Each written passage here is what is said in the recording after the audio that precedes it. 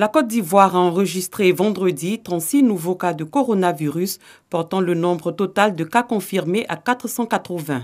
L'annonce a été faite par le ministre de la Santé et de l'Hygiène publique à Kaouéli. Point de la situation de la maladie à Covid-19 du 10 avril 2020. Le ministère de la Santé et de l'Hygiène publique a enregistré ce jour 36 nouveaux cas d'infection à Covid-19 sur 192 échantillons prélevés, portant à 480 le nombre total de cas confirmés et 2 nouveaux guéris. Au total, la Côte d'Ivoire compte à ce jour 480 cas confirmés, 54 guéris et 3 décès, avec toujours la ville d'Abidjan comme épicentre de la pandémie.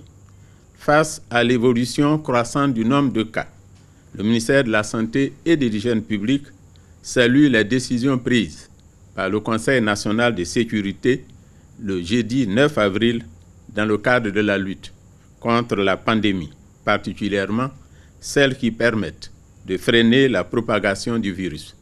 Ce sont entre autres l'obligation du port de masque lors de nos déplacements, notamment dans le Grand Abidjan, la réduction des déplacements non essentiels, le paiement d'amendes ou l'imposition de sanctions pour toutes les personnes qui violent les règles de confinement à domicile et leur transfert immédiat dans des centres de confinement dédiés avec le concours des forces de défense et de sécurité. Le ministère de la Santé et de l'Hygiène publique rappelle à la population que la pandémie à Covid-19 est une maladie grave et mortelle avec une contamination rapide.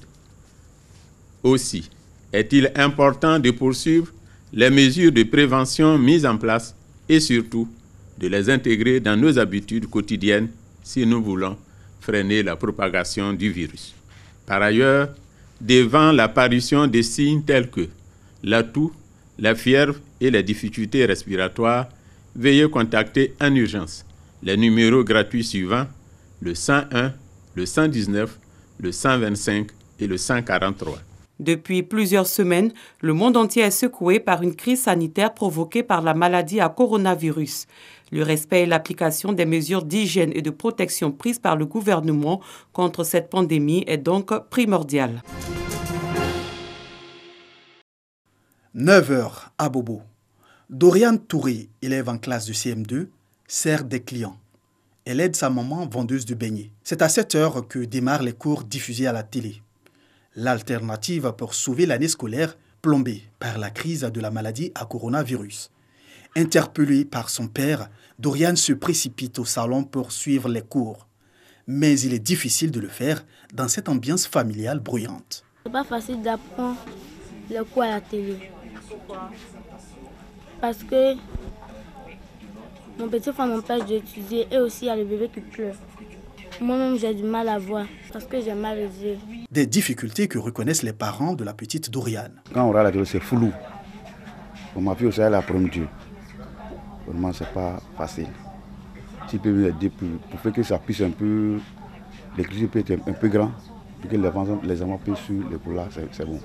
Non loin de là, faute de télévision, Daniel suit attentivement les cours du niveau CM2 chez le voisin. Même si Daniel a beaucoup appris aujourd'hui, elle aurait tout de même aimé poser des questions à l'enseignant. J'ai compris que le multipartisme est l'existence de plusieurs partis politiques. Je voudrais que le maître parle un peu, il ne parle pas trop vite, et puis pour que les écoutes soient un peu plus grandes. Le fils du voisin se chargera d'assurer le suivi après la séance du jour. À travers la rapidité des cours, il est difficile de pouvoir cerner les difficultés qu'il rencontre dans ces différents cours. Donc face à tous ces inconvénients, il nous sera difficile de mieux suivre le cours. Sinon, il y a un suivi, mais le suivi sera fait en fonction de ce qu'elle aura pris comme note. Un peu plus loin, Ali Koné, en classe de 3e, suit ses cours en ligne via son téléphone portable avec l'application WhatsApp avant de se positionner devant la télé. Malheureusement, ce vendredi, il n'y a pas de cours pour le niveau 3e. J'attendais le cours à la télé, mais je vois qu'ils n'ont pas montré aujourd'hui.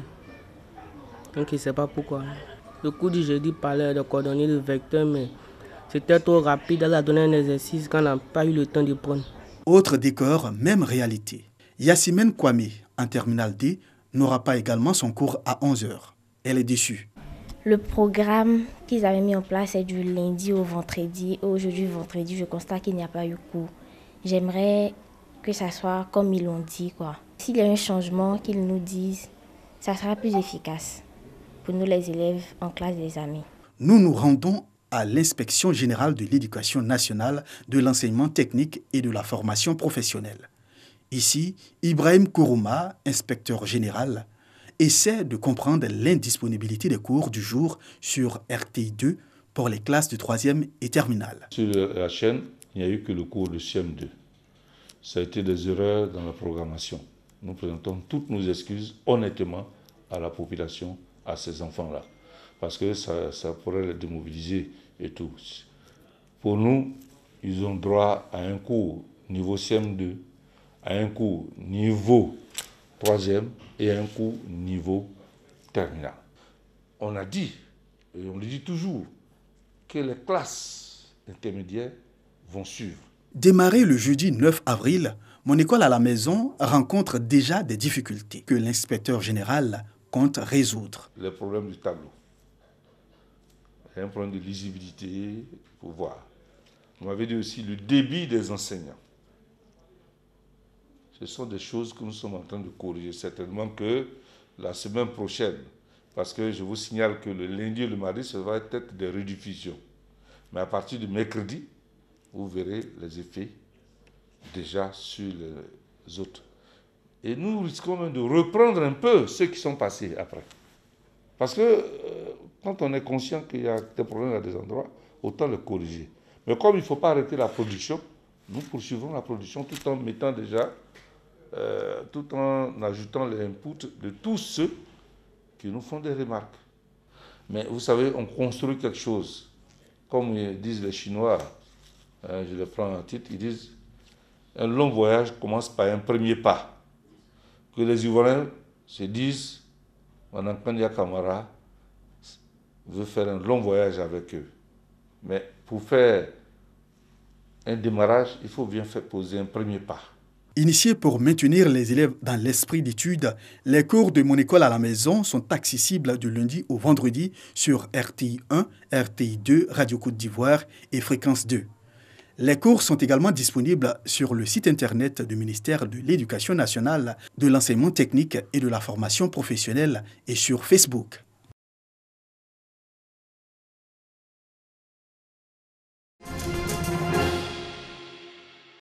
Alliance Côte d'Ivoire offre des matériels de protection au service des maladies infectieuses et tropicales du CHU de Treichville. L'institution, à travers cette initiative, aide le personnel soignant dans la prise en charge des malades de la pandémie du coronavirus. Je suis très heureux que l'équipe des maladies infectieuses puisse bénéficier de dons aussi utiles. On en a besoin tous les jours dans le cadre donc de notre activité de prise en charge des cas aussi bien suspects que confirmés.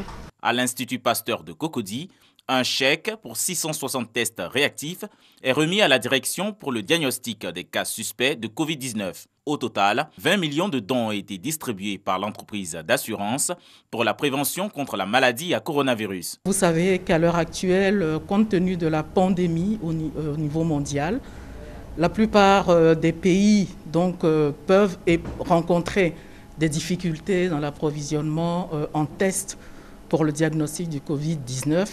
Donc quand vous recevez un lot de tests, c'est avec une très grande joie parce que vous savez que vous allez pouvoir subvenir aux besoins des malades.